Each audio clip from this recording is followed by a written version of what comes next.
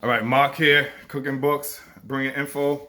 So I want to talk real quick. Why is it that why we are inherently self-saboteurs? We sabotage our own goals, desires, and plans.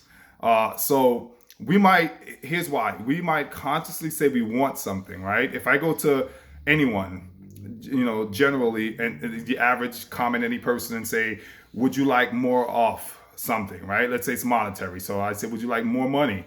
Most, sane, rational people will say yes, right?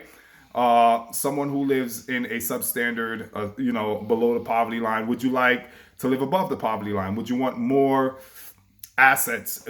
Generally, people are going to say yes, right? Then if we want more, why is it that most, not all, but a lot of us don't get the the more that we seek? In this illustration, someone who's living below the poverty line who would want to live above it, why don't we, or why don't they, even though they have the want? So most people have the want to acquire more in life and yet don't. The reason is this: consciously you might want something, but subconsciously you don't want it, or you don't believe you deserve it, or you don't believe you can get it, or you believe it's only for the elite, for a selective few, the cream of the crop. On a subconscious level, you actually believe these things. So when you might set a goal, or you might profess that you want something consciously, your conscious mind is not what dictates how you function and how you are going to operate to bring your desires to pass. What's going to determine how you function, operate, and whether those desires materialize and take on physical form is your subconscious thinking. Now, your subconscious thinking is responsible for 95% of your actions, your deeds, and your thinking, your thoughts. So most of us are unaware of the beliefs we hold around acquiring anything, whether it be material or status or some kind of advancement and enhancement, whether it's personal or anything at all that we might want in life. So the subconscious mind is in conflict with our conscious mind, and that's why we self-sabotage. We are self-sabotaging unaware. Below your conscious thinking lies conflicting beliefs, opinions, sentiments about that which you are actually desiring consciously. And your conscious mind, again, it plays a very small role in terms of manifestation, in terms of expressing desires into their physical equivalent. Your desire has its physical equivalent. Your conscious mind plays a very small, if any at all, role in that transmutation function. The transmutation function is done by your subconscious thinking. So how do we remedy that? How do we cure that? Or at least find some kind of elixir, panacea, balm to kind of, turn that tide.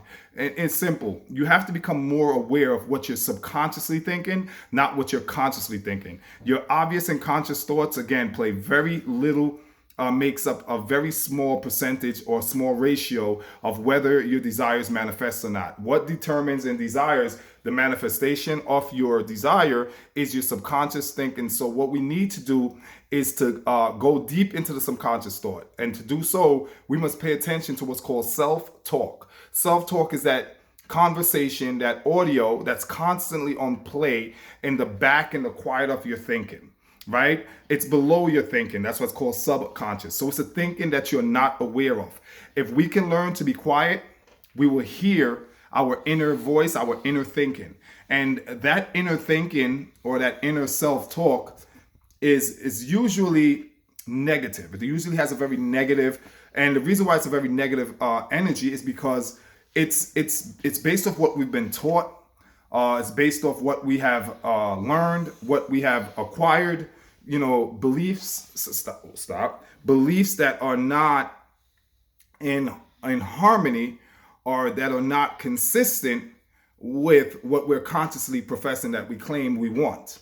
So it's no secret. The science is to be able to bring your subconscious thinking in alignment with what you consciously profess, and your subconscious thinking is going to map out go on a somewhat reconnaissance mission,